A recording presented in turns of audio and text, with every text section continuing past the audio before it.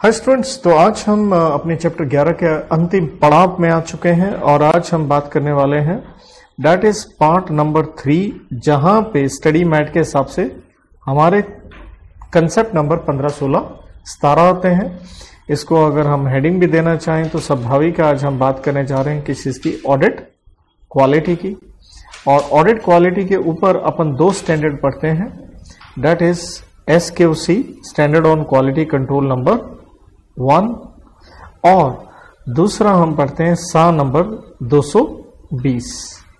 तो दरअसल हम क्या करेंगे, एक कॉलम हम अपना बेसिस के लिए रखेंगे, आप देख ही रहे हैं एक तरफ, और दो कॉलम हम इन दोनों को कंपैरेटिव वे में हैंडल करेंगे। देखिए, सबसे पहले अगर हम बात करते हैं तो पॉइंट आता है स्कोप के ऊपर कि SQC 1 किसके ऊपर डील करता है। ये डील करता है अपना हर तरह की एंगेजमेंट के ऊपर। तो इसका स्कोप क्या हो गया, डील्स विथ ऑल एंगेजमेंट्स।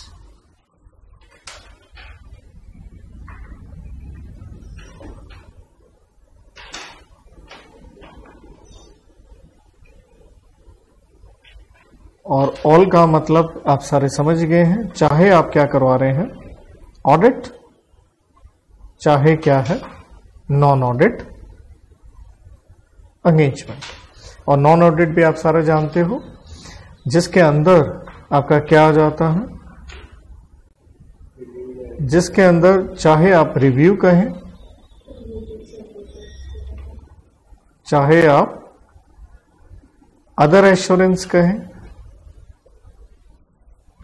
चाहे आप क्या कहें, रिलेटेड सर्विसेज, तो सारा सौदा इसके अंदर आ जाता है। जबकि सा नंबर 220 किसके ऊपर लगता है, अप्लाइज टू, ये ध्यान रखें, ओनली, सिर्फ एंड सिर्फ ये किसके ऊपर लगेगा, ऑडिट एंगेजमेंट के ऊपर, सिर्फ एंड सिर्फ उसके ऊपर। या इसे यूं भी कह सकते हैं, चलिए नेक्स्ट पॉइंट के थ्रू हम कहते हैं एप्लीकेबिलिटी।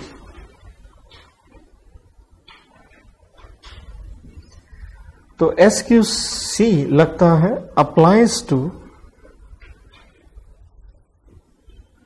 एंटायर फर्म, और फर्म का मतलब ही क्या है, आपकी ऑडिट फर्म, पूरी की पूरी फर्म के ऊपर लगता है, हर तरह के कार्यों पे लगता है।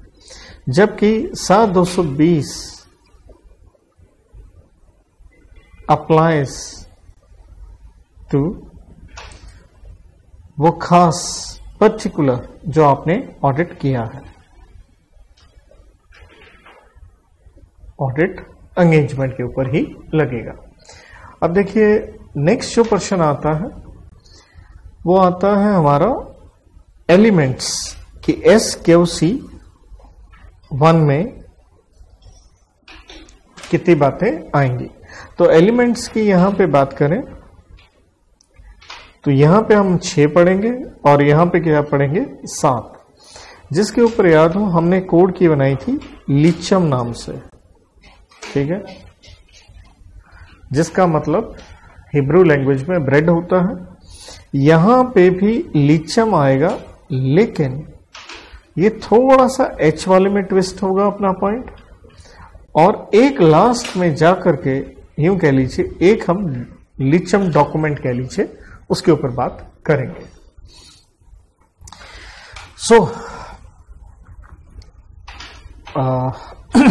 स्टार्ट करते हैं इसके। तो सबसे पहले नंबर 1 पॉइंट हमारा एलिमेंट्स में आ गया बेटा, और ये बेस में डाल के चलेंगे।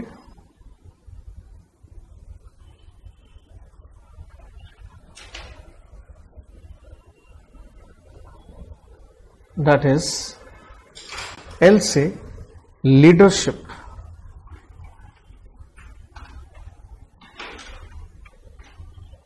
रिस्पॉन्सिबिलिटी,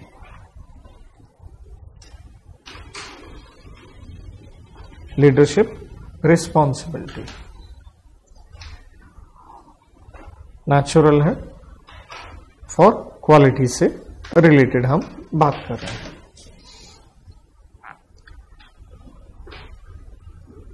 तो ये जो रिस्पॉन्सिबिलिटी है ऑफ किसकी है भैया?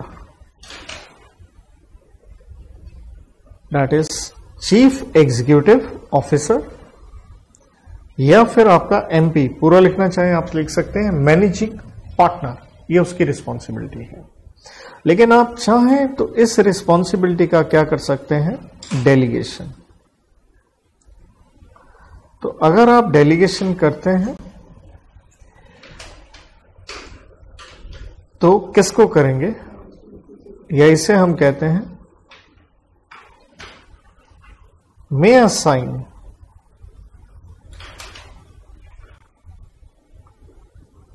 responsibility to others having, जिनके अंदर ये कुछ क्वालिटीज हो,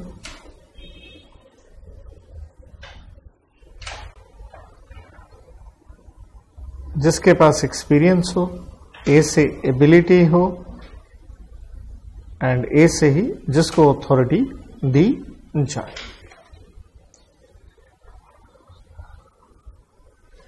राइट? तो एक तरह की आप अपनी फर्म के अंदर क्या क्रिएट करते हैं? Internal culture. किस चीज का? ऑफ क्वालिटी, कि जो भी काम करना है हमें अच्छे से करना है। देयर आफ्टर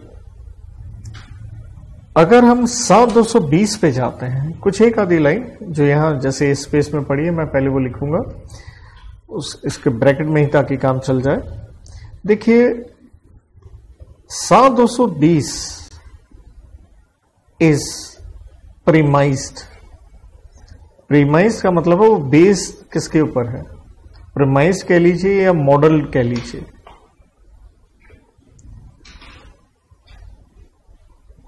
ऑन द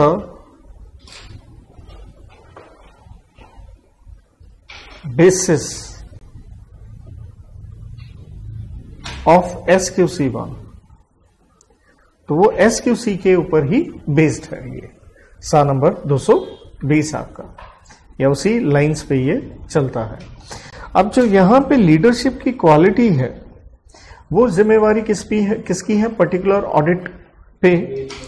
तो ये जिम्मेवारी है आपके एंगेजमेंट पार्टनर की।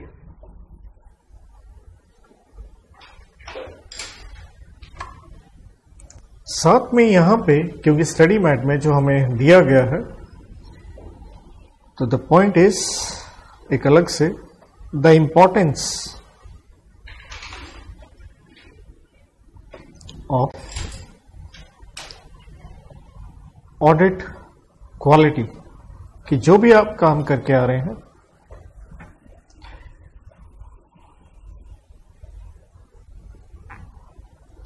एज टू कि कुछ इन चीजों का आप ध्यान रखें। तो यहां पे हमें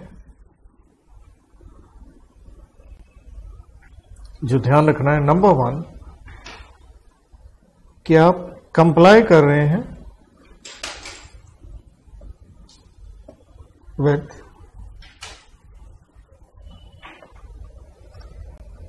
जो भी प्रोफेशनल स्टैंडर्ड्स हैं एंड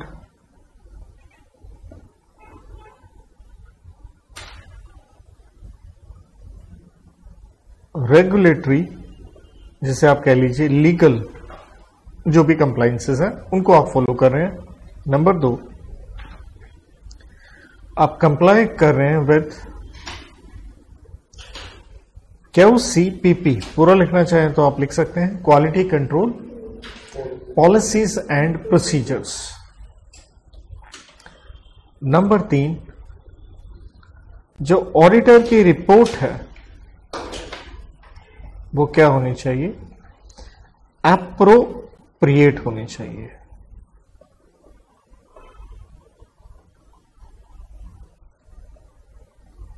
इन द सर्कमस्टांसेस, जिस भी सिचुएशन में है उसके मुताबिक आप यूओ दे रहे हो या एमओ दे रहे हो। नंबर 4, आपकी जो एंगेजमेंट टीम है उसके अंदर, क्योंकि क्वालिटी की बात हो रही है, उसके अंदर एक एबिलिटी होनी चाहिए टू रेज कंसर्न्स, कि कुछ भी अगर इशू है तो आप उसे रेज कर रहे हैं without, the word is without fear of retaliation, या स्टडी मैट में कहें तो शब्द जो इस्तेमाल है वो है रेप्रिसल्स, जिसका मतलब है रिटालिएशन, राइट। तो ये था हमारा पहला पॉइंट। लीचम नंबर 2 पॉइंट आ रहा है, और इससे हम बात करते हैं एथिक्स के ऊपर, दैट इज एथिकल रिक्वायरमेंट्स। तो ओवरऑल जब क्वालिटी की बात हो रही है फर्म में, तो कहता है एथिकल रिक्वायरमेंट्स के लिए फर्म ने क्या किया होगा, टू एस्टैब्लिश, उसको बनानी पड़ेंगी अपनी PP. What is PP? Policies and procedures. चाहे पूरा लिख लीजिएगा। आप अपना पॉलिसीज एंड प्रोसीजर बनाएंगे, और वो किस तरह से बनाएंगे कि वो कंप्लायंट हो। किस चीज का कंप्लायंट हो? Of code of ethics. और कोड ऑफ एथिक्स हमें किसने बना के दिया है? आईसीआई ने, इशूड बाय आईसीआई। और जो ये कोड है ये डील करता है 5 बातों पे, जिसे हम कहते हैं फंडामेंटल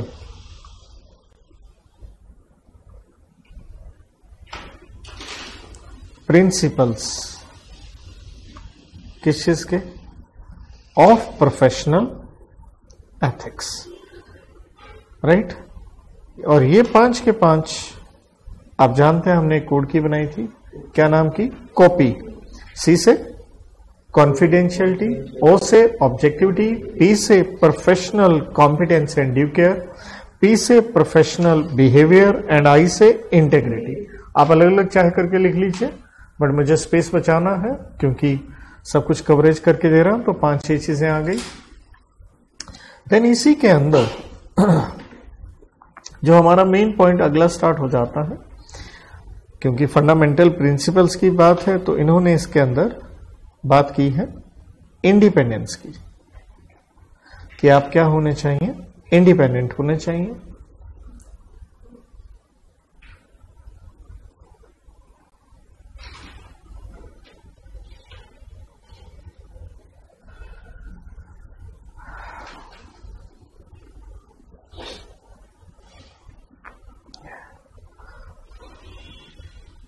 तो इंडिपेंडेंस के लिए कहता क्या करें? आप कम्युनिकेट करें। और जब हम इंडिपेंडेंस की बात करें तो चाहे यूं भी कह सकते हो, इंडिपेंडेंस किसका? भाई फर्म का भी, ठीक है। फर्म में जो जो पर्सोनल हैं, व्यक्ति हैं जो काम कर रहे हैं, उनका भी, और मे भी बाहर से आपने क्या हायर किए हो, एक्सपर्ट्स, वो सारे भी। तो कम्युनिकेट करें अपनी क्या? Independence requirements. इन सबको आप कम्युनिकेट करें, ठीक। नंबर 2, आप आइडेंटिफाई एंड इवैल्यूएट करें। ये था कम्युनिकेट सी से, और यहां सी से अपने सर्कमस्टांसेस एंड रिलेशनशिप, वो हालात या वो रिश्ते जो हो सकते हैं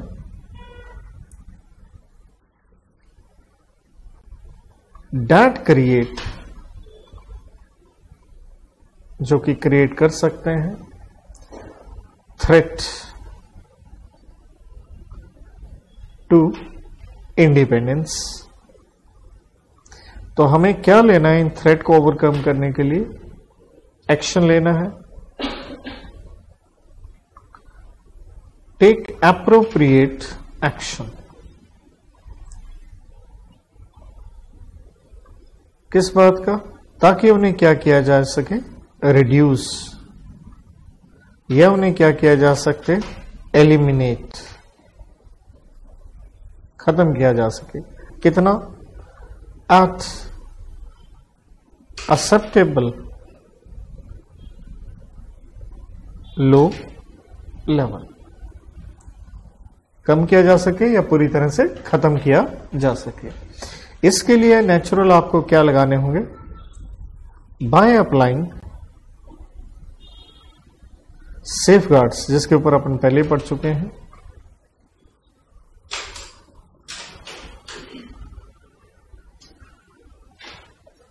सेफगार्ड्स लगाते हुए। अदरवाइज अगर आप इन्हें नहीं कर पा रहे हो, अदरवाइज वरना क्या करें? विड्रॉ कर लें आप। अदरवाइज विड्रॉ फ्रॉम एंगेजमेंट, जो काम है वो आप ना करें।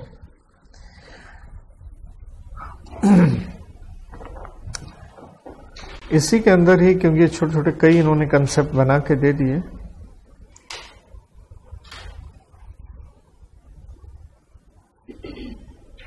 अगर इंडिपेंडेंस में कुछ ब्रीच हो जाए तो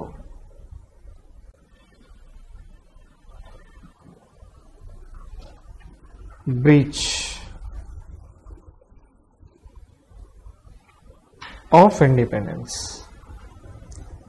ऐसी स्थिति में आपने क्या करना है? प्रॉम्प्ट, तुरंत क्या दीजिए? Notification, prompt notification. तो कहता इस चीज के लिए आप क्या बनाइए? मेक अ मैकेनिज्म, कि तुरंत बताया जा सके।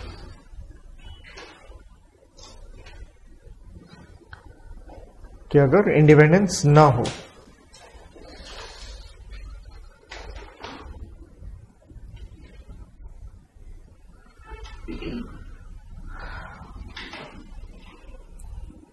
To notify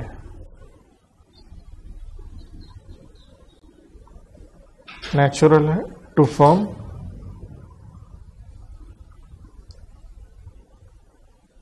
to take appropriate, उसके ऊपर वो ले सके एक सही एक्शन। इसलिए कहता आप यहां पे क्या करें? एक एनुअल, वो भी राइटिंग में एनुअल रिटर्न इंडिपेंडेंस की कंफर्मेशन ले।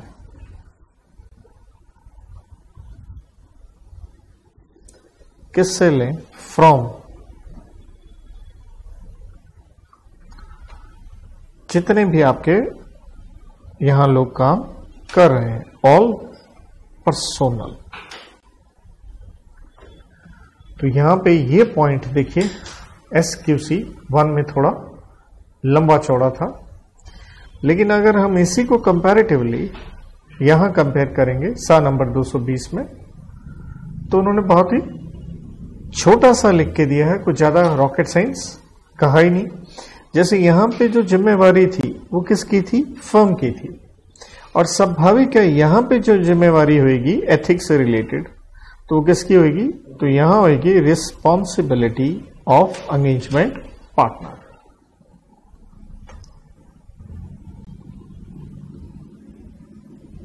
Right, partner.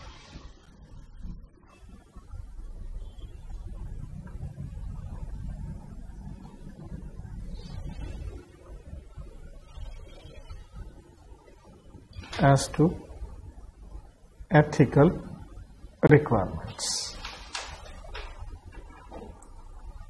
और यहां पे इन्होंने जो आंसर मेनली दिया है वो, या तो आप ये भी कर सकते हो, ये सारा टिक टिक कर सकते हो, लेकिन अगर मैं थोड़ा टेक्निकली आपको बोल दूं तो उनमें सिर्फ एंड सिर्फ आंसर किसके ऊपर दे रखा है, वो मेन जो आंसर इन्होंने दिया है वो दिया है थ्रेट्स के ऊपर, कि थ्रेट्स को आप क्या करें, वही रिड्यूस, एलिमिनेट, और अगर आप नहीं कर पा रहे हो तो विड्रॉ।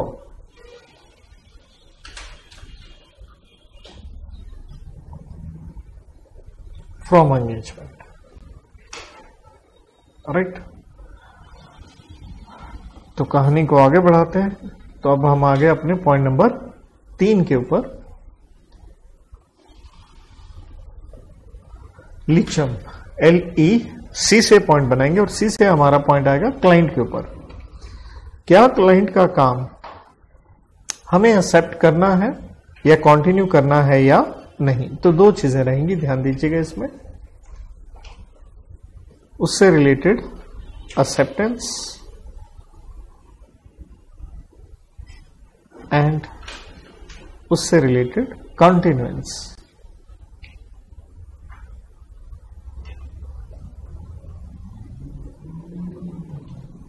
ऑफ रिलेशनशिप, क्या हमें रिश्ता कंटिन्यू रखना है या नहीं, हमें उससे काम एक्सेप्ट करना है या नहीं, दो चीजें आ गई। तो इसलिए एक्सेप्टेंस से रिलेटेड पहली बात आती है, सो बिफोर एक्सेप्टेंस आप क्या करें, क्लाइंट से रिलेटेड वाइटल इंफॉर्मेशन इकट्ठा करें।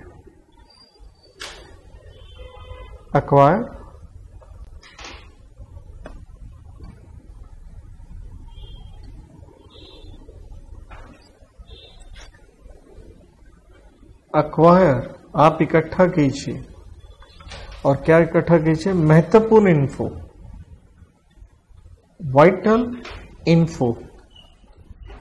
नेचुरल है किसकी, आपके क्लाइंट की।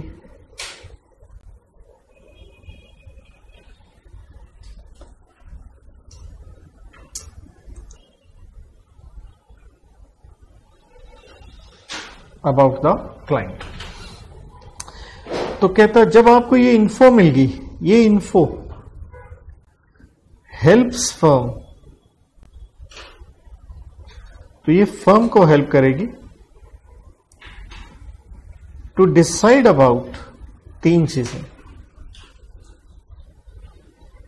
आप डिसाइड कर पाओगे तीन चीजें, ICE। आई से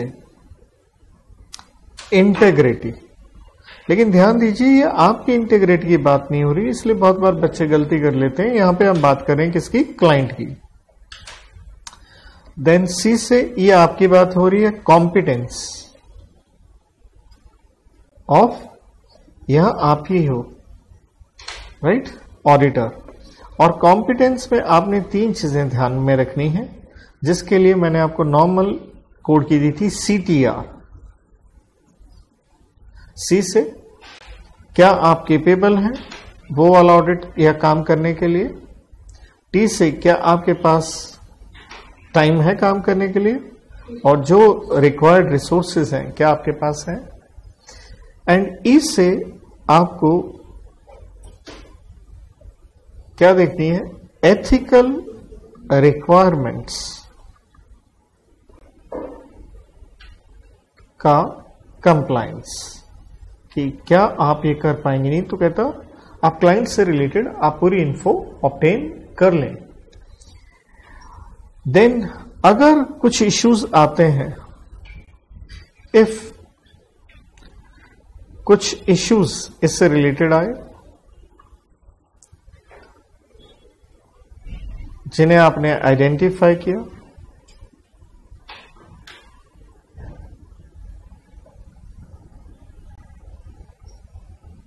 एंड किस तरह से, हाउ द इश्यूज, आपने किस तरह से उनको रिजॉल्व किया। तो कहता है इन इश्यूज का आपने क्या करना है, शुड बी डॉक्यूमेंटेड। हर चीज का ऑडिटर को कागज बनाना है, तो इन इश्यूज जो जो आपने ढूंढे और किस तरह से आपने उनको रिजॉल्व किया, उसका आप कागज बनाइए। देखिए अब यहां पे क्योंकि वर्ड आया था इंटीग्रिटी ऑफ क्लाइंट, तो उसको अपन डिटेल में लिखेंगे, तो उसके ऊपर बढ़िया क्वेश्चन अलग से बनता है। ये ICE जो हमने लिखा था, तो इसलिए पॉइंट अगेन थोड़ा बढ़ा जाएगा। सो इंटीग्रिटी ऑफ क्लाइंट, क्लाइंट की इंटीग्रिटी अगर आपने देखनी है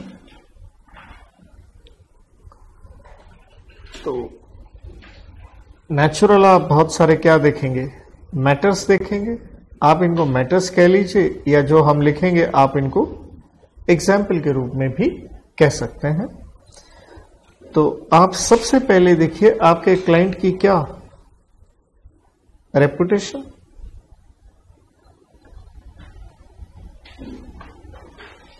ठीक है। ऑफ क्लाइंट कहें, जैसे कंपनी है या नॉन कंपनी वटएवर, उसके ऑनर कहें, उसका आप KMP कह लीजिए, की मैनेजरियल पर्सोनल। वैसे इसमें ऑडिट में की मैनेजमेंट लिखा होता है, एक ही बात है, तो या यूं कह लीजिए, वही वर्ड लिख देते हैं MTC WG। आप उनकी क्या देखिए, रिलेटेड पार्टीज वगैरह। नंबर 2 आपने देखना है बिजनेस, तो बिजनेस का क्या देखिए, उसका नेचर देखिए, किस तरह का काम है, ऑपरेशंस क्या क्या चीजें इन्वॉल्व हैं, क्योंकि नॉलेज होगी तभी आप ऑडिट कर पाएंगे।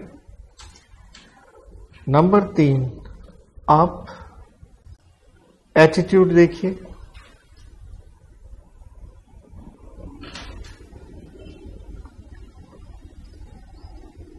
किन लोगों का, इन्हीं का आप ऑनर कहें, मैनेजमेंट, TC WG। और यहां एक उदाहरण हम लिखेंगे इस पॉइंट पे, सच एज, क्योंकि उसके ऊपर क्वेश्चन बन जाता है जो उन्होंने दिया है।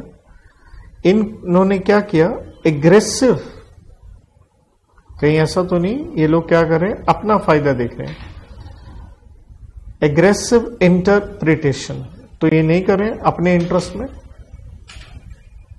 किस चीज का, ऑफ, चाहे वो अकाउंटिंग स्टैंडर्ड है, उनका कंप्लायंस इस तरह से करना है जिससे उनको बेनिफिट आए। And IC stands for internal control, क्योंकि इंटरनल कंट्रोल इन्होंने डिसाइड करना है, तो वो अपने फेवर वाला कर रहे हो, इस चीज को आप देखिए। हिंदी में थोड़ा एड ऑन करना चाहें आप कर सकते हैं, जैसे मैंने बताया। नेक्स्ट आप देखिए इनका फीस, फीस से रिलेटेड भी कहीं ये एग्रेसिव तो नहीं है,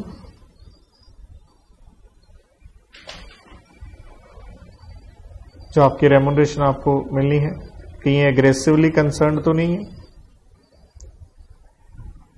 कि ये क्या करना चाहते हैं कि फीस आपकी क्या हो, as low as possible.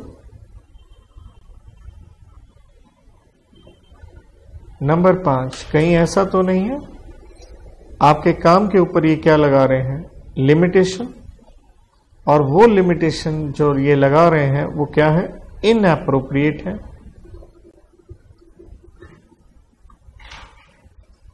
In the scope of work.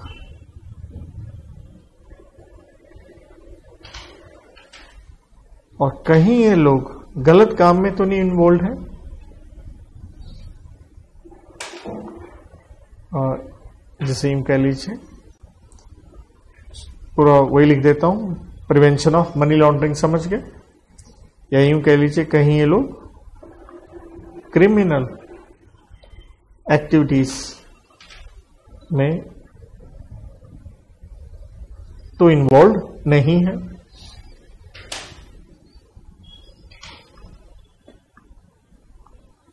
And the last,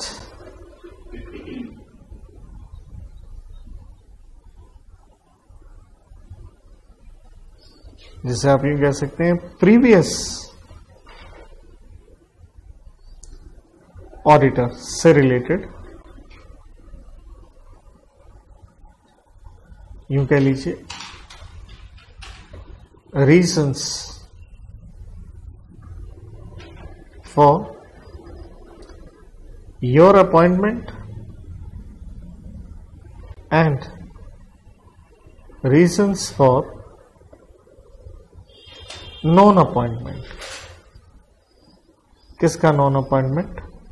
of previous auditor. क्या कारण रहे, इन्होंने उसको कंटिन्यू नहीं किया। तो इस तरह से आपको उसकी इंटेग्रिटी पता चल जाएगी।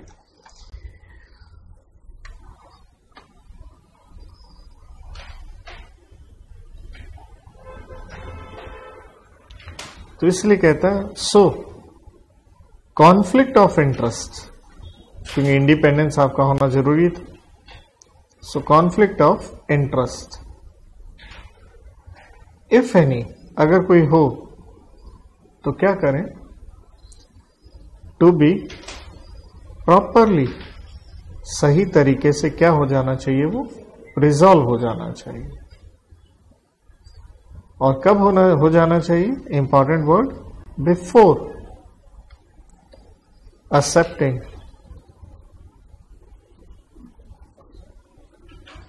the engagement, काम लेने से पहले हो जाना चाहिए।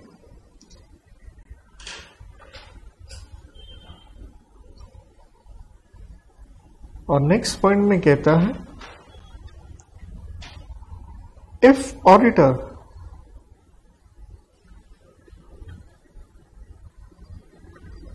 comes to know, उसे पता चलता है कुछ इश्यूज, अबाउट इश्यूज, लेकिन कब पता चला उसे? आफ्टर अपॉइंटमेंट, उसकी अपॉइंटमेंट के बाद अगर पता चला तो क्या करें?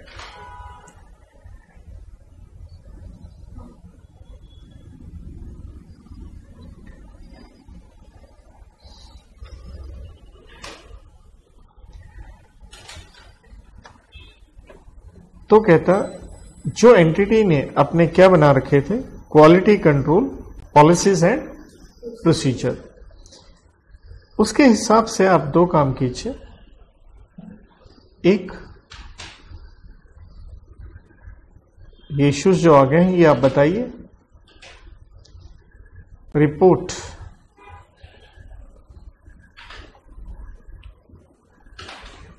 टू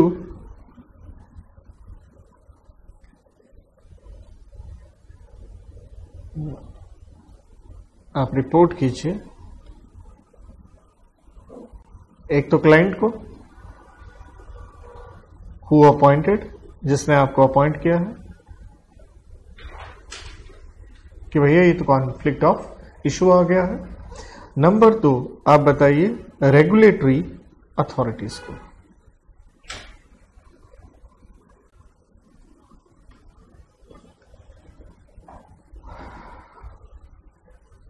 एंड साथ में अब आप क्या करें? कॉन्फ्लिक्ट तो होना नहीं चाहिए, आप क्या करें? विथड्रॉ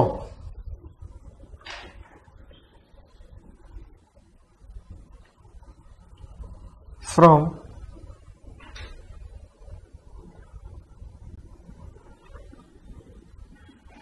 चाहे वो ऑडिट एंगेजमेंट है एंड नॉन ऑडिट एंगेजमेंट, जिसका मतलब हो गया बोथ मतलब या यूं कह लो सारे कामों से आप क्या कर लें, विड्रॉ कर लें, राइट। देयर आफ्टर बेटा अगर हम सा नंबर 220 में आते हैं तो देखिए ऐसा है, ये जो पहली लाइन हमने ये लिखी है ये कॉपी पेस्ट क्या है, सेम है। ये 3 पॉइंट जो हमने बनाए ICE ये सारे के सारे क्या है, सेम है, राइट।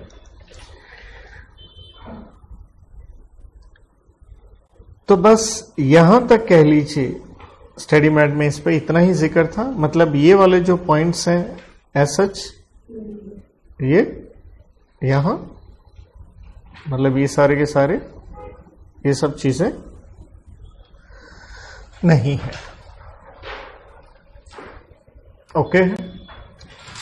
3 हुए हैं हमारे। तो अगला पॉइंट 4th लीचम नाम की कोड की थी। तो यह आता है ह्यूमन रिसोर्सेज पे।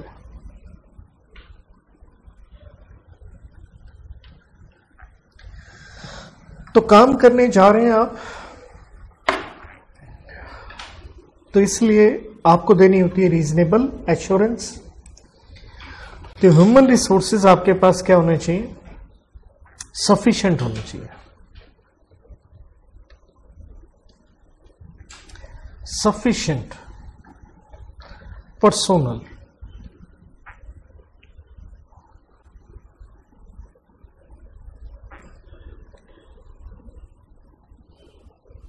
विद, और उनमें ये 3 क्वालिटीज हैं CCC। C for competence,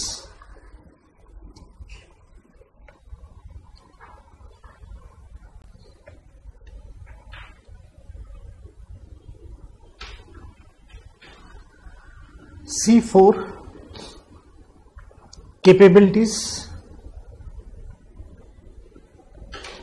and C for commitment।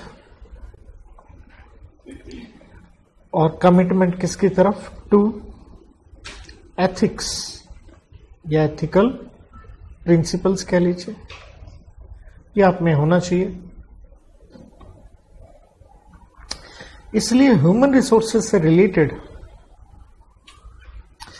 कहता है जो आपकी PP है, पॉलिसीज एंड प्रोसीजर्स,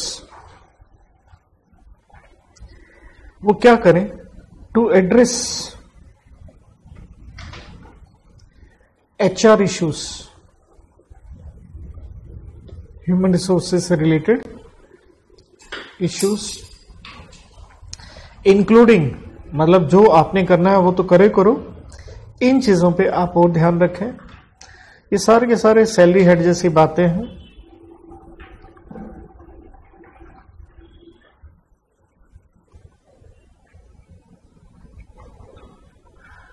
जैसे वो कई बार RCT सुना आपने, रूट कनाल करवाते हैं दांतों की, ठीक है, उस नाम की आप कोड की बना सकते हैं, ठीक है। रूट कनाल ट्रीटमेंट कहते हैं। 2 पॉइंट बना देता हूं सी से, RCT। R से उनकी रिक्रूटमेंट,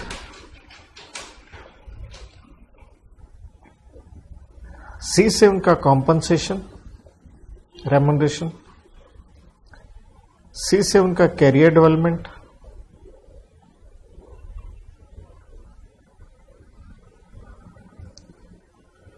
और T से रिलेटेड उनकी ट्रेनिंग या कह लीजिए performance evaluation.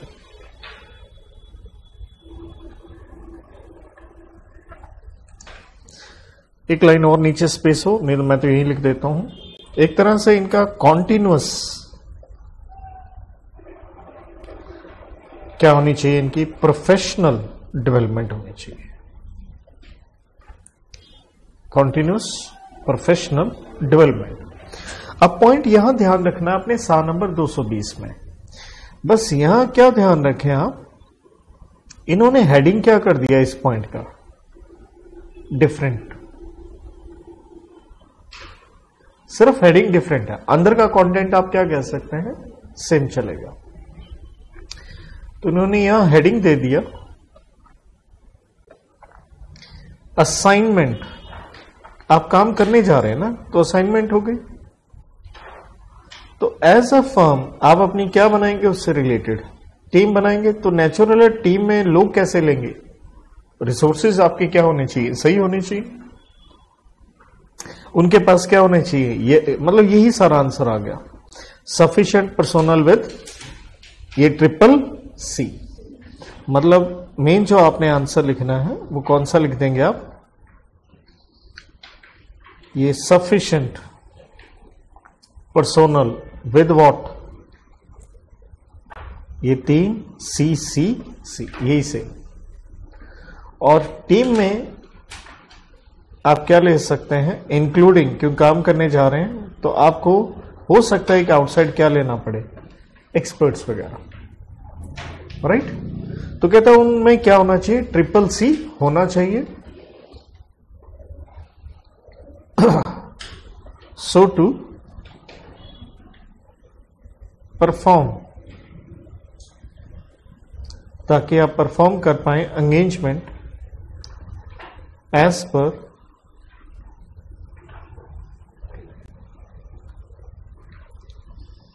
Professional standards and regulatory and legal requirements, उसके हिसाब से सारे काम हो सकें।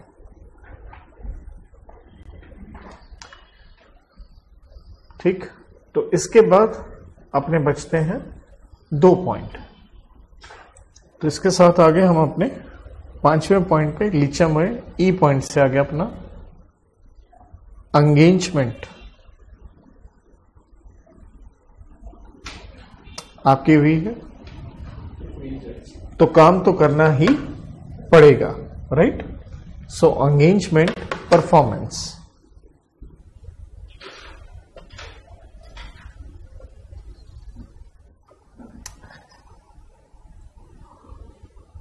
तो क्वालिटी में क्या होना जरूरी है, बार बार मैं ये कहता हूं, जीवन में कोई भी काम आप करेंगे क्वालिटी में कंसिस्टेंसी होनी चाहिए।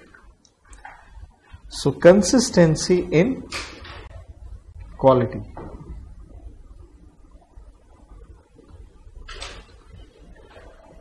is achieved through, तो अगर याद हो वो हमारी DSR वाली कोड की, डायरेक्शन सुपरविजन रिव्यू वाली, जहां पे हमने 2 पॉइंट, एक्चुअली डी के 2 हो जाएंगे, एस के भी 2 हो जाएंगे, और एक क्या आएगा आर से। सो डी से आपने क्या देनी है, डायरेक्शंस देनी है। किसको देनी है, अपनी एंगेजमेंट टीम। किस चीज की डायरेक्शंस, भैया ये हैं तुम्हारे क्या ऑब्जेक्टिव्स, जो तुम्हें क्या करने हैं, अचीव। डी से हर काम का क्या बनाना है आपको, डॉक्यूमेंटेशन।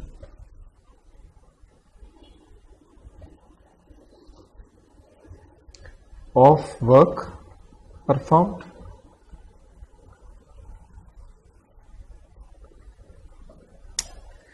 एस से सुपरविजन एंड कह लीजिए ट्रेनिंग, क्योंकि आप फर्म है, आपकी जो टीम जो भी काम करेगी ईटी उसको करना है। एस से स्टैंडर्ड्स का कंप्लायंस करना है, नेचुरल है, सा का कंप्लायंस के साथ के आप क्या करेंगे, ऑडिट, तभी काम यूनिफॉर्म होगा। आर से आपने करनी है रिव्यू, क्या परफॉर्मेंस, कैसे काम हो रहा है, कैसे काम किया है आपकी टीम ने, परफॉर्मेंस ऑफ वर्क। देन इसी में हमने काफी छोटे छोटे कई कंसेप्ट पढ़े थे।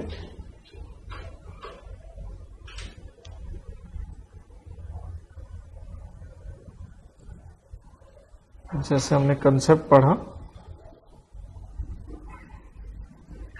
कि आप क्या कर लीजिए, कंसल्टेशन ले लीजिए। काम करने जा रहे हो सकता है आप कैपेबल ना हो, तो कंसल्टेशन किस चीज की? For difficult matters. तो वहां पे आप कंसल्टेशन ले लीजिए। आप डिफिकल्ट कहें, कॉन्ट्रोवर्शियल या कंटेंशियस ये वर्ड डालना चाहें, स्टडी मैट में लिखा भी है कंटेंशियस, ये वर्ड आप लिख सकते हैं। तो कंसल्टेशन का मतलब सिर्फ यही नहीं कि अगले की बात सुन के आ रहे हो, इसी के अंदर आ जाता है डिस्कशन।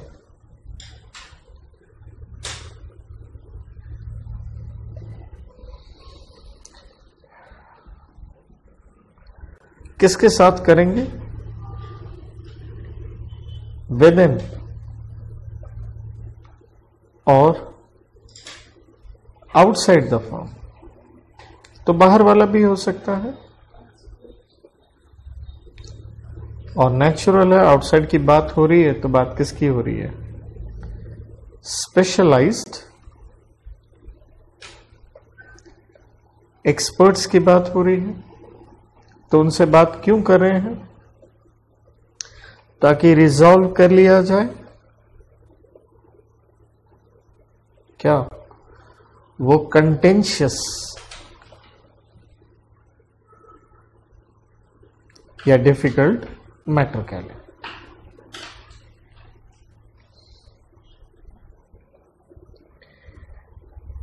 तो एक तरह से आप इसे यूं भी कह सकते हैं, एक्सटर्नल आउट्स पे एक्सपर्ट की बात हुई है, एक्सटर्नल कंसल्टेशन।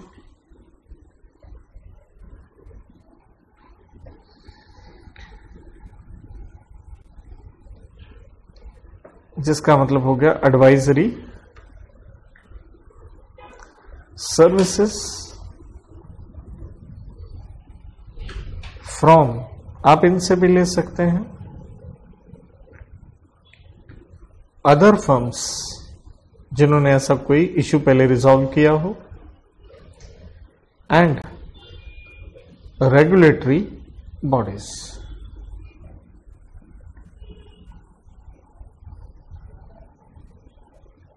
इसी में हमने अगला कंसेप्ट पढ़ा था, एंगेजमेंट, क्वालिटी कंट्रोल, आर से रिव्यूअर। याद आ गया कि अपन उसका क्या करवाएंगे? रिव्यू करवाएंगे। ठीक है, तो समझ गए रिव्यूअर की बात कर रहे हैं।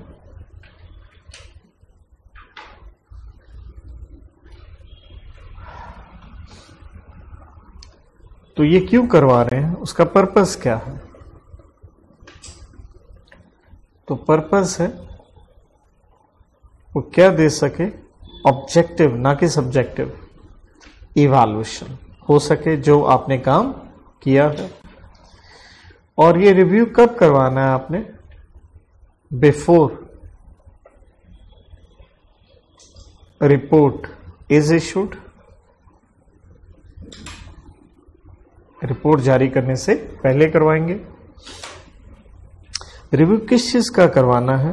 ऑफ सिग्निफिकेंट, मतलब जो महत्वपूर्ण। एज ए ऑडिटर आप अपना क्या इस्तेमाल करते हो? पीजे, राइट? जो आपने क्या ली होंगी? Judgements made,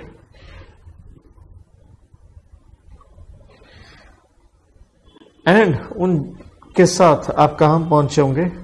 conclusions reached in forming, और उन कॉन्क्लूजन के साथ आप क्या बनाते हो? उसी से रिपोर्ट बनाते हो आप। इन फॉर्मुलेटिंग द रिपोर्ट।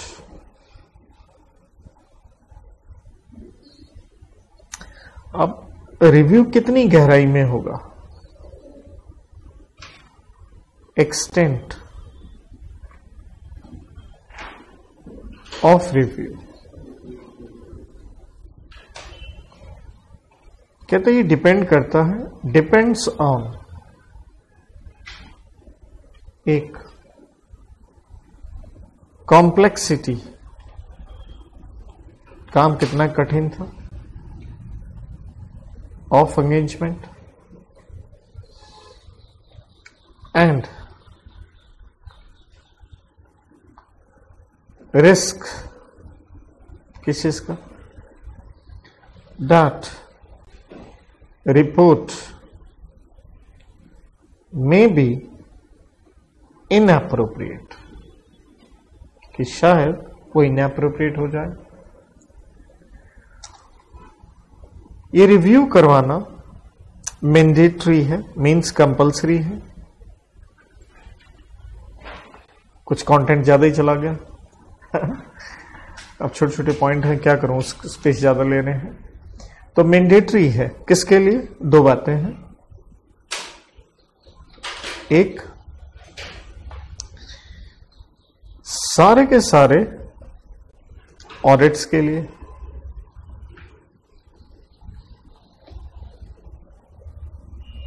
अगर बात किसकी हो रही है ऑडिट की, लिस्टेड एंटिटी की, तो हर ऑडिट के लिए ये रिव्यू करवाना पड़ेगा।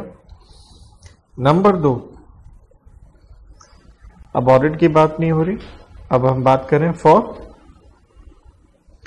अदर एंगेजमेंट्स, जिसे आसान भाषा में आप क्या कह लीजिए, नॉन ऑडिट एंगेजमेंट। तो उसके लिए कहता फर्म, ऑडिट फर्म में डिवाइस आप बना सकते हैं अपना एक क्राइटेरिया।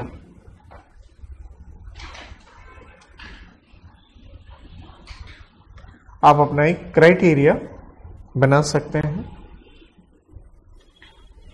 टू डिटरमिन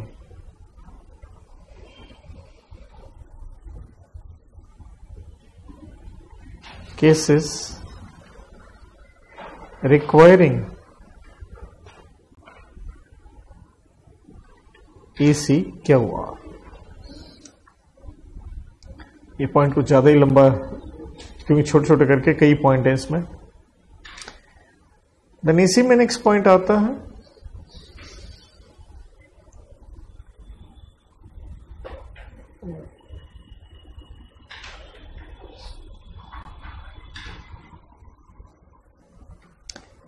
कहता जी कुछ डिफरेंस ऑफ ओपिनियन हो गया,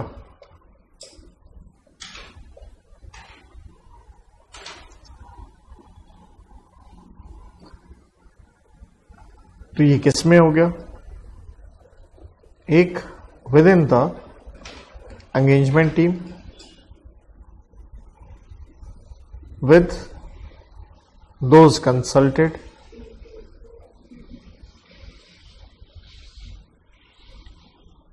between engagement partner and engagement quality control reviewer, उनके बीच में हो गया। तो ऐसी स्थिति में ध्यान रखना है, रिपोर्ट ओनली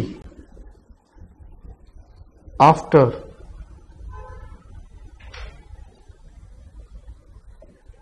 resolution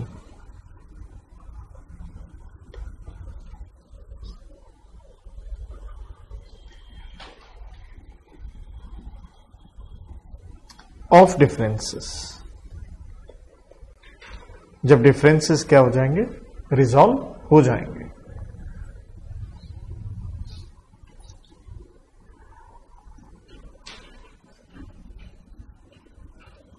ये कंसेप्ट खत्म नहीं हुआ, देखो ये छोटा छोटा करके बढ़ता जा रहा है।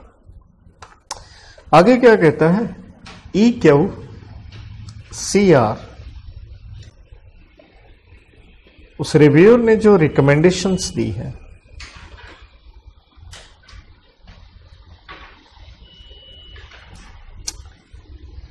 नॉट एक्सेप्टेड, वो नहीं मानी जा रही हैं, किसके द्वारा? By engagement partner. अगर आप नहीं मान रहे हो, कहने का मतलब है मैटर क्या नहीं हुआ? रिजॉल्व नहीं हुआ। ठीक है, सो कहता मैटर तो रिजॉल्व करना पड़ेगा, क्योंकि हमने ये कहा था तभी रिपोर्ट जारी होगी। To be resolve as per जो फर्म का क्या है? Quality control policy and procedure है, सच एज बाय, ये हमने पहले भी लिखा था, आप कंसल्ट कर लीजिए। किसे? किसी और फर्म को, या आप कंसल्ट किसे कर लीजिए? किसी रेगुलेटरी बॉडी को।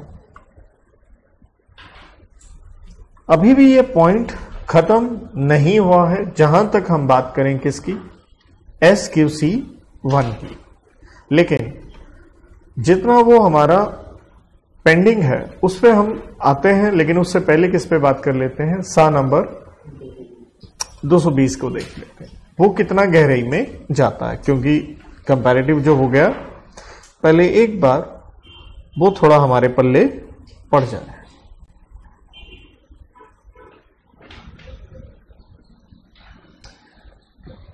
तो देखिए, बात तो एंगेजमेंट परफॉर्मेंस की है, तो हम बार बार क्वालिटी की बात करेंगे, लेकिन यहां पे सिर्फ कौन आएगा? एंगेजमेंट पार्टनर वो ने वो काम करना है, राइट? तो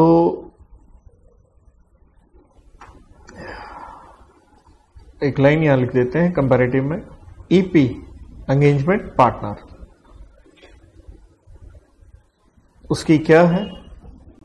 हैज द रिस्पॉन्सिबिलिटी।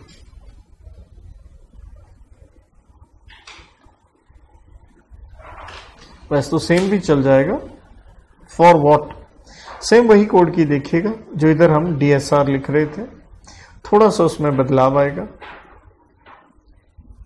वही देखिए 2 DD, वही देखिए 2 SS, लेकिन एक यहां पे नया क्या आ जाएगा? एक नया हिस्सा आ जाएगा। और वही देखिए R, लेकिन फिर देखिए एक नया क्या आ गया? R आ गया। तो पहला तो D मैं पूरा नहीं लिखूंगा, फिर भी थोड़ा लिख देता हूं। वही डायरेक्शंस, वही डॉक्यूमेंटेशन, ये दोनों तो सेम ही हो गए। ठीक है, S से वही सुपरविजन, S से वही स्टैंडर्ड्स आ गया आपका। अब एक नया S आ गया, ये ध्यान रखना। इस नए S में क्या है? क्योंकि आप ऑडिट करने गए हो, तो पार्टनर की जिम्मेवारी है वो सही को क्या करे? ऑब्टेन करे। ठीक है, sufficient and appropriate audit evidence. R से वही रिव्यू आ गया, लेकिन एक नया R भी आ गया। तो वो है क्योंकि आप ऑडिट करने गए हो, तो स्वाभाविक है आपने क्या करनी है? रिपोर्ट देनी है। तो आपकी रिपोर्ट क्या होनी चाहिए? एप्रोप्रिएट होनी चाहिए। तो लगभग कह लीजिए सेम है, हल्का सही क्या हुआ है? फर्क आया है। अब ये वाली चीज कंसल्टेशन वाली, कॉपी पेस्ट, क्लियर?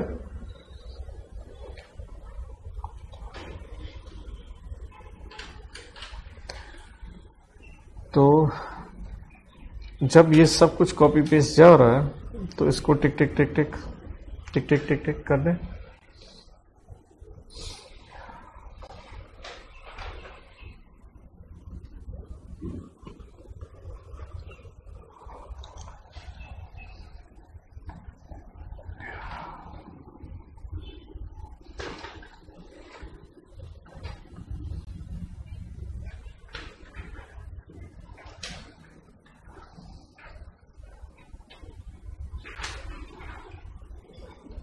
अब EQCR से रिलेटेड, राइट?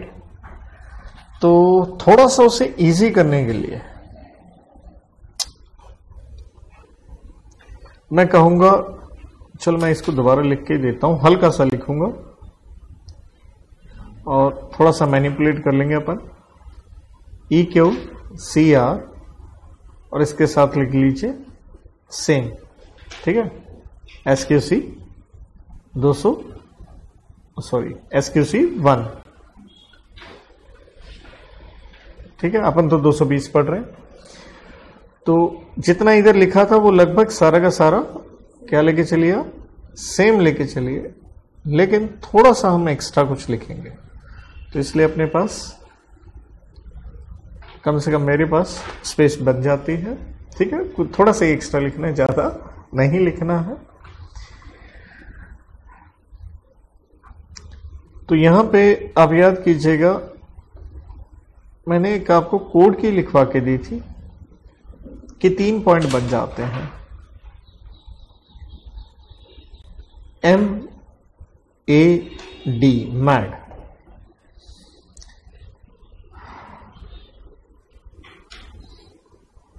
तो यहां हमने कहा था आप उसके साथ डिस्कस करें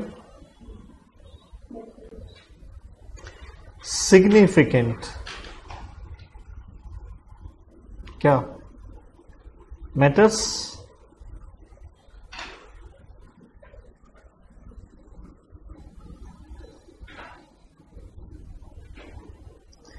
as to quality control. A से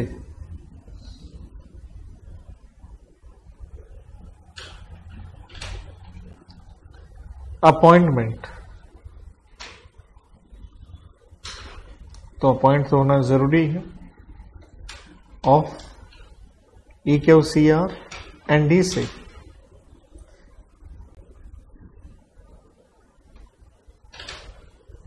नॉट, ध्यान रखें, date. The auditor's report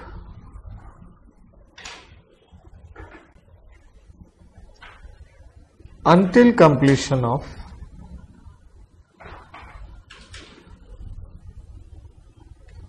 EQCR, right. आपकी रिपोर्ट उससे पहले होनी नहीं चाहिए। देन जैसे मैंने कहा था, बाकी सारा क्या रह जाएगा एज इट इज, ये भी सेम, डिफरेंस ऑफ ओपिनियन भी सेम। लेकिन अब समस्या क्या है, SQC1 में थोड़ा अभी और लिखना है, उसके नीचे थोड़ा जाएगा वो, और उस लेकिन जो आखिरी पॉइंट अपना मॉनिटरिंग वाला आएगा वो सब कुछ क्या हो जाएगा, इजी हो जाएगा। सो भाई लिखते हैं, सेम पॉइंट चल रहा है, ध्यान रखना SQC1 में। लेकिन अब जो मैं लिखवाऊंगा वो सारा का सारा आप चैप्टर 6 में भी करेंगे। मतलब अगर मैं ना भी लिखवाऊं ना, तब भी आपके कोर्स में वो कंप्लीट हो जाएगा। सिर्फ फर्क कितना है, वो कौन से चैप्टर में होगा, चैप्टर 6 में होगा। तो मैं इसको एक आसान फिर मैं हेडिंग दे देता हूं कि एक तो आपके जहन में ये रहे कि ये किससे रिलेटेड है, चैप्टर नंबर 6 में भी, जिसे हम कहते हैं ऑडिट डॉक्यूमेंटेशन। तो दरअसल जैसे मैंने कहा ये डॉक्यूमेंटेशन से रिलेटेड है।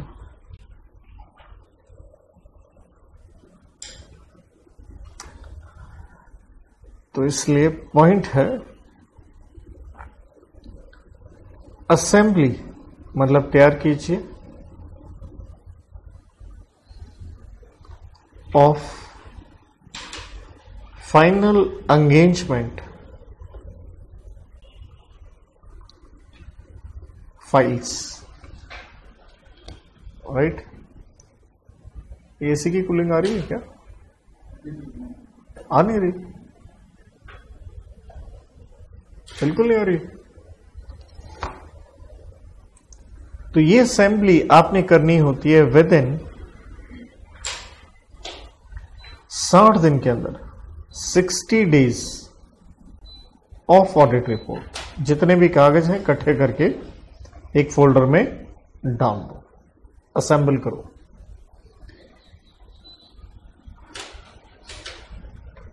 किस केस में? In case of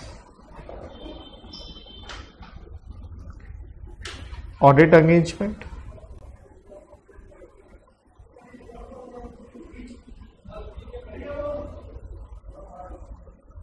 in other cases within limits appropriate to engagement। Next point इसमें कहता है आपके quality control policies and procedures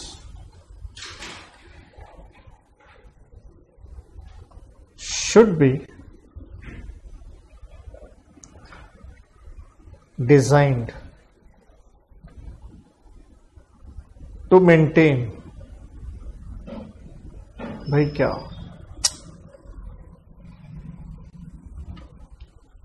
confidentiality, क्योंकि फाइल है, किसी और से शेयर आपने नहीं करनी, अपनी सेफ कस्टडी में रखनी है, उसकी इंटेग्रिटी मेंटेन रखनी है, और वो असेसिबल भी होनी चाहिए। एंड लास्ट में रिट्रीवेबिलिटी, मतलब उसका बैकअप बुकअप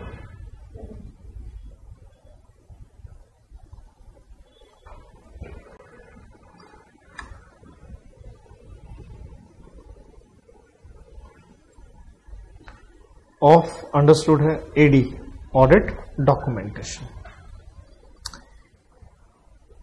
तो इसलिए कहता ये जो एंगेजमेंट डॉक्यूमेंटेशन है, ये क्या है? ये प्रॉपर्टी है किसकी? ऑडिटर की। या यूं कह लीजिए, अभी हम फर्म लेवल पे बात कर रहे हैं तो फर्म वर्ड लिख देते हैं।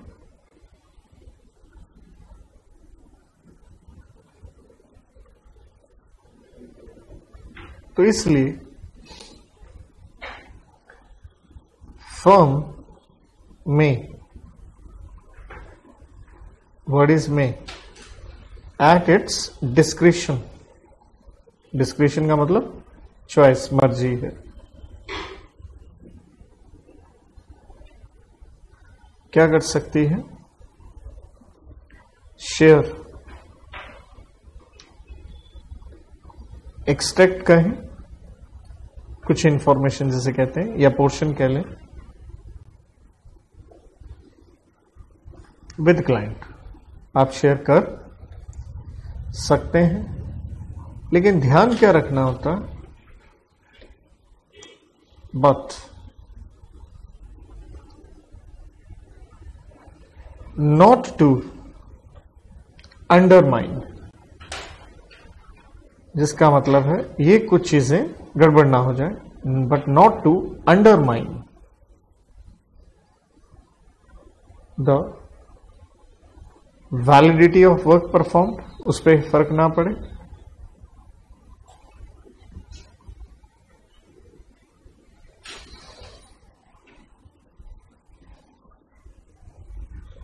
और in case of assurance engagement,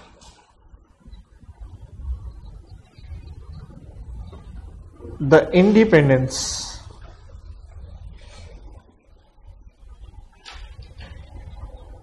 of firm, उसके ऊपर फर्क ना पड़े। और आखिर में इसका पॉइंट आता है, ये जो आपने फाइल तैयार की है कब तक संभाल के रखनी है? रिटेंशन ऑफ एंगेजमेंट डॉक्यूमेंट, ये कब तक आपने संभाल के रखना है?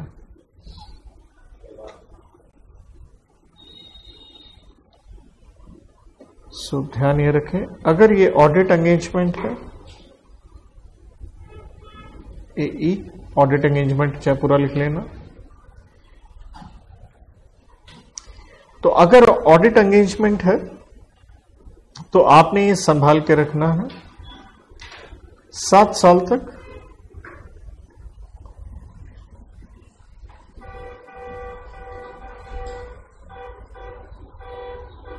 From date of audit report और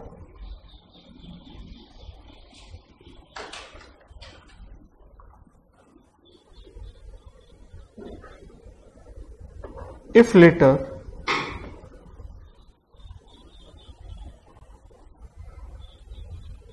date of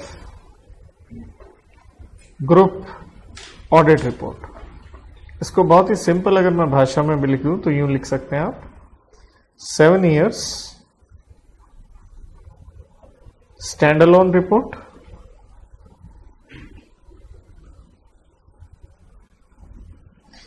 या ग्रुप का मतलब ही क्या हो गया, कंसोलिडेटेड फाइनेंशियल स्टेटमेंट रिपोर्ट, और दोनों में से क्या लेंगे, विच एवर इज लेटर, यूं कह लीजिए इन सिंपल वर्ड्स, राइट। इसके साथ हम अपने आखिरी पॉइंट पे आते हैं, M से मॉनिटरिंग।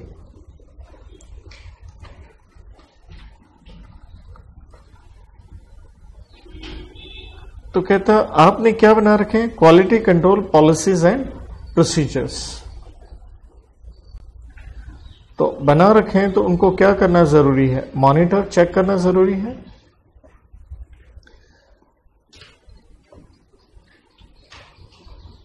रोका 4 चीजें, ताकि वो क्या हो कि आपका जो पॉलिसीज एंड प्रोसीजर है वो क्या हो, रेलिवेंट रहे, ओ से वो ऑपरेट कर रहा हो इफेक्टिवली,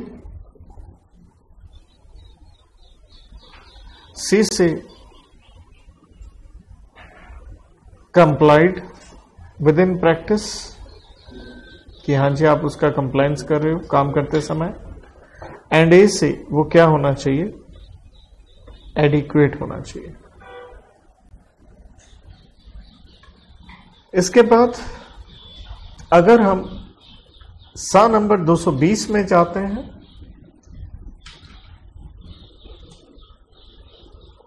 तो आपका आंसर एग्जैक्टली क्या आ जाता है, यही सेम सेम सेम। वहां पे एक आधी लाइन जरूर एक्स्ट्रा थी, वो मैं थोड़ा सा लिख देता हूं प्लस डाल के।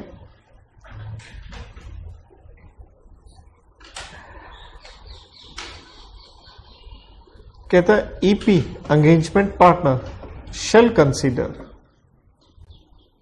कि वो थोड़ा ध्यान रखे किसके ऊपर, एक रिजल्ट्स ऑफ मॉनिटरिंग, 2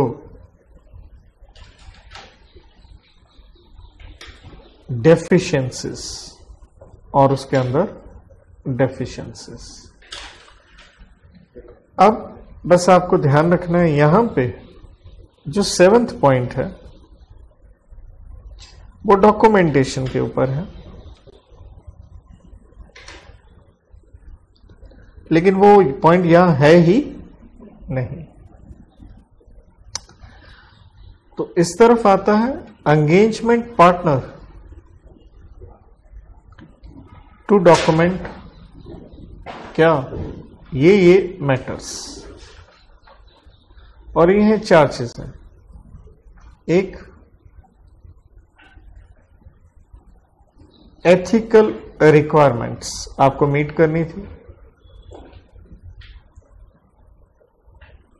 तो भाई उससे रिलेटेड कुछ इश्यूज हुए हों और किस तरह से आपने उसको क्या किया, रिजॉल्व किया।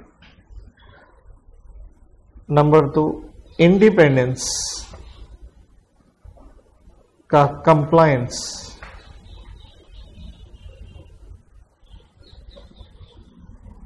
कैसे किया। Number 3, client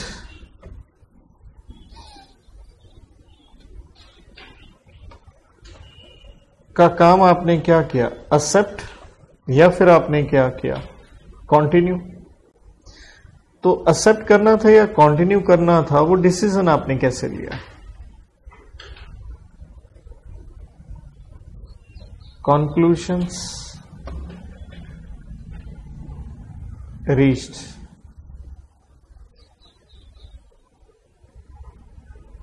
as to A and C, acceptance and continuance। And आखिर में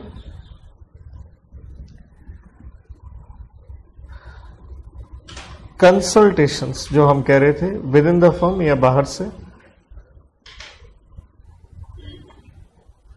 taken during the course of